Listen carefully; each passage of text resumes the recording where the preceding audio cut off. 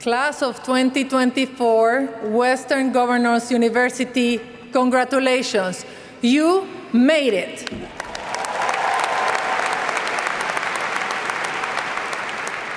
When I got the invitation to give your commencement speech, I was like, yes, yes, yes. Not only because I wanted to say congratulations in person, but because I have something to say. I have a message for you, which is very much related to Crystal's story, almost as if I've written this for you. If you made it to this day, you can do anything. You have, yes. You have turned not only what seemed impossible, but also improbable into possible. Your graduation today gives you the key to be the pilot of your own destiny and drive as far as you want towards unlocking your full potential. All the conditions are given for you to succeed. And I'm not saying that only because I'm a super enthusiast. I'm a super enthusiast, but I'm saying that because over the last 30 years, I have seen individuals and groups all over the world make huge forward leaps and thrive because one single power that you all share. The power of yes, the power of sí se puede, the immense, unstoppable, and profound power that emerges when you open the door to the realm of possibility. I hope that today you will be able to nurture that seed of hope that you have in the back of your mind and transform it into a solid, clear, and loud belief in your core that knows that everything is possible, and that better is possible for you and those who will come after you because of you. It is a tangible, actionable power called possibilism. I came to learn about the term possibilism from the Swedish physician Hans Rosling, a data visualization master who was an incredible change maker who was a mentor to me when I was working at the United Nations. Rosling, in his book Factfulness, painted the clear picture of how the world is making progress in most global areas. Maybe not as fast as we want, maybe not as steady as we want, but we are going in the right direction. So he invites us not only to be optimists, but to be possibilist, because you know it is possible. In my life, possibilism came out of my personal circumstances. My parents had 3 kids, and I was the middle one. We all developed beyond average fast, and the doctor said that we were crawling, walking, and then running way too early. All of a sudden, my siblings at exactly 9 months old started going backwards, from running to walking, walking to crawling, sitting down, until they died when they were 18 months old. My siblings died because of a rare genetic incompatibility, but I didn't. Not surprisingly, I grew up under a microscope, and there was a lot of watching and waiting and worrying to see whether I would survive. And I did. And since no one expected me to live, they were always telling me, and they were always saying how strong I was, as a fact, stronger than death. The net result of surviving against all odds is that by the time I was 5, I felt like a superwoman. I was like, yeah, we can do anything, right? We can survive that, everything is possible. So my circumstances ingrained in me that would believe that I could do anything, that everything is possible. And attached to that, there was always the saying like, well, there must be a reason. She survived. She must have a mission to accomplish. So today it makes perfect sense to me, looking at my professional interests and choices, that I was always involved tackling the largest, toughest challenges of the world, whether public health, education, or gender, working for the biggest organizations like the United Nations, UNICEF, the Global Fund to fight AIDS, TB, and malaria, with the attitude of, bring it on. And guess what? It works. Mother-to-child transmission of AIDS has been eliminated from the world. We have been able to help extreme poverty globally in the last 25 years. And if you're a baby girl waiting to be born, flying in the sky, choosing when to land in this planet, there has never been a better time to be a woman.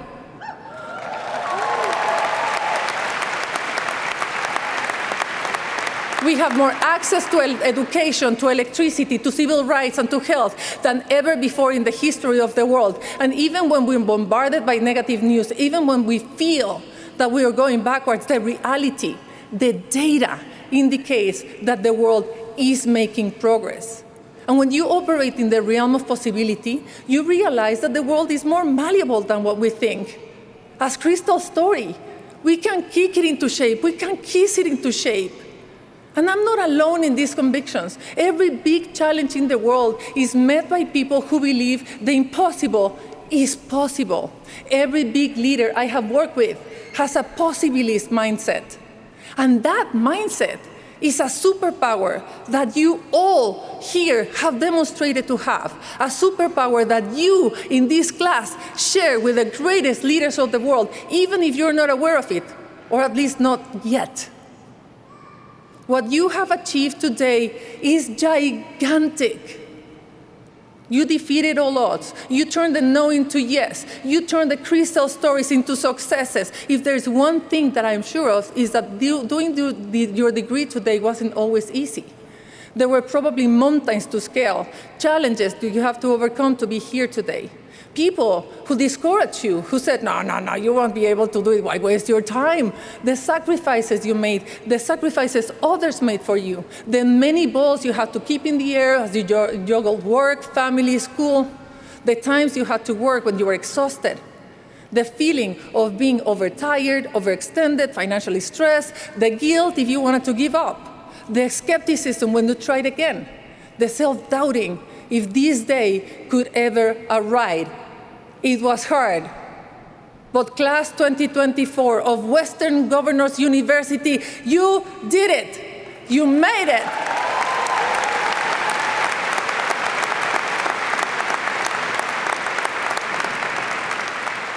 As I look at all of you, I see the beauty and the power in this university's mission.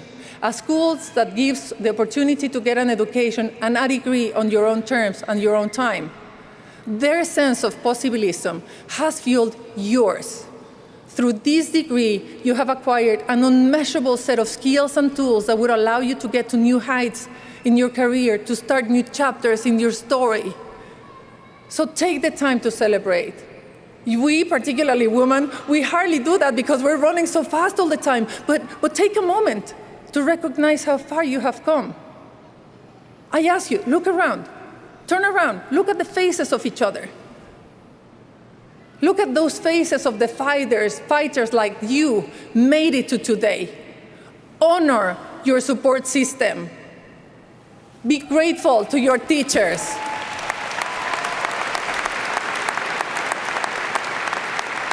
But mostly, take a look at yourself in the mirror and let it sink in. You are powerful. You are strong. And I know sometimes it's hard to believe because we've been told so often otherwise, but you have what it takes. Your graduation today makes the sacrifices of your parents and your grandparents all worth it. They probably gave so much for you to be able to be here today, and for those of you to be the first one in your family to finish a college degree. Probably the first ones to have a chance to get a corporate position or to help change the world. You're making it to here today not only pays it back, but also changes your history and the history of the generations to come.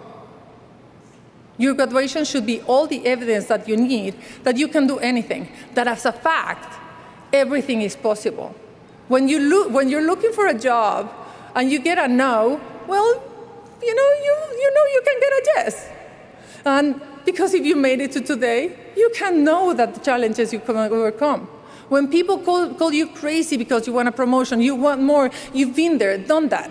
The key, I think, for me is to come here and tell you and help you understand how you made it possible to today so that you can replicate it and polish it as a superpower for life.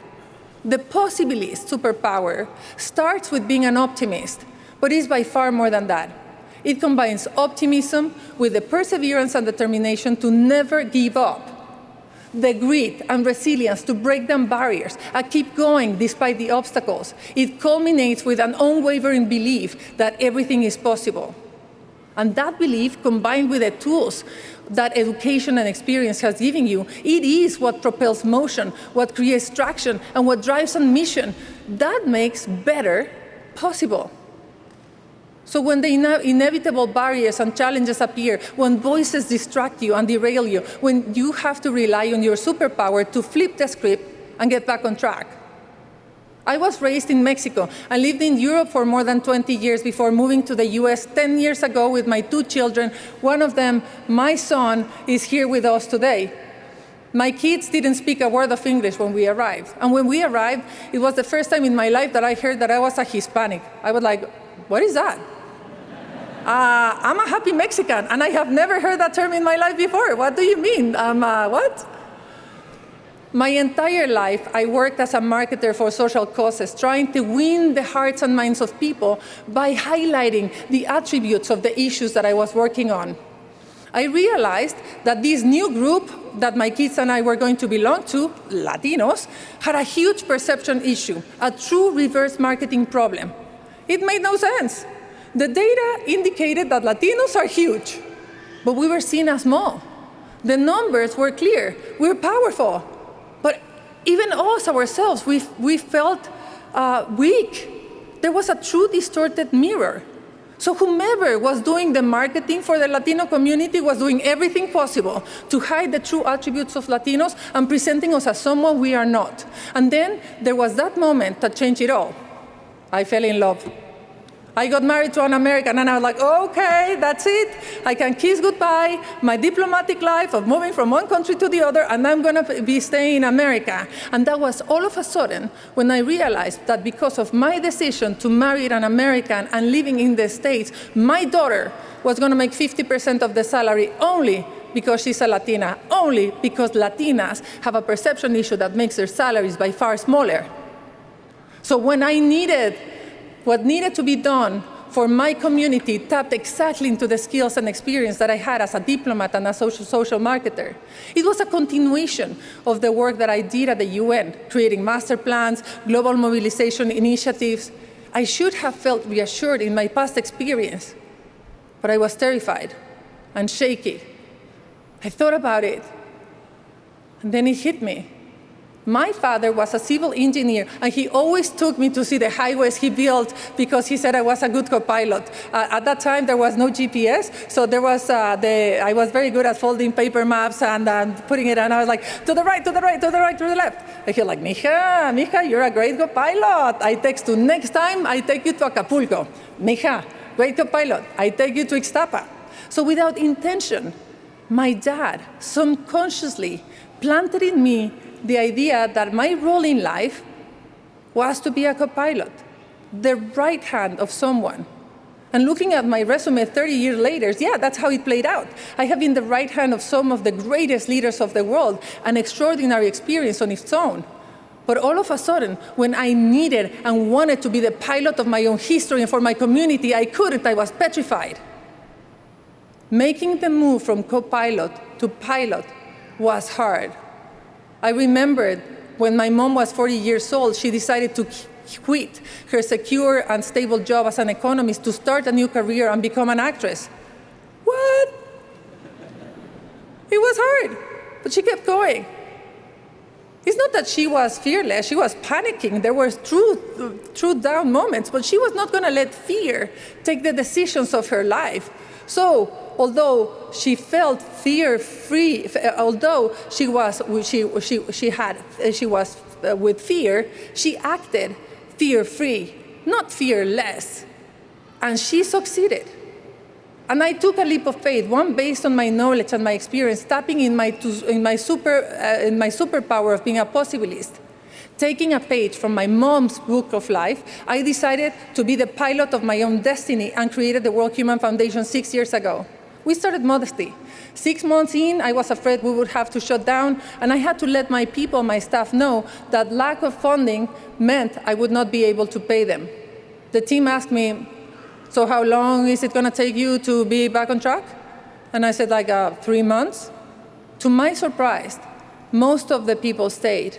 In less than a month, we were able to be back on track. We are now a non-for-profit that works with over 350 companies helping build their Latino strategies. We have a children's book series with Macmillan, the most important publishing in America. We mobilize hundreds and thousands of people through our campaigns and initiatives to elevate the narrative of our community. Possibilism is leading us to new places. We started the podcast that, as the president said, is called A La Latina, the playbook to succeed being your authentic self, giving thousands of Latinas the tools to get to the top in half the time with half the bruises. I have ventured into new worlds. Less than a month ago, my consulting firm launched an online training program, and I'm getting ready to launch a brand of Sotol, which is like tequila, but better, from Chihuahua, by the end of the year with the full support of my husband, who is a feminist and believes in the power of women. The two children who didn't speak a word of English, yes. The two children that didn't know a word of English make me the proudest mom every day of my life. And here I am, the co-pilot who was petrified becoming a pilot, standing, delivering a commencement speech to 2,000 graduates who are the most enduring, greedy, perseverant, and determined people in the world, and their 14,000 guests.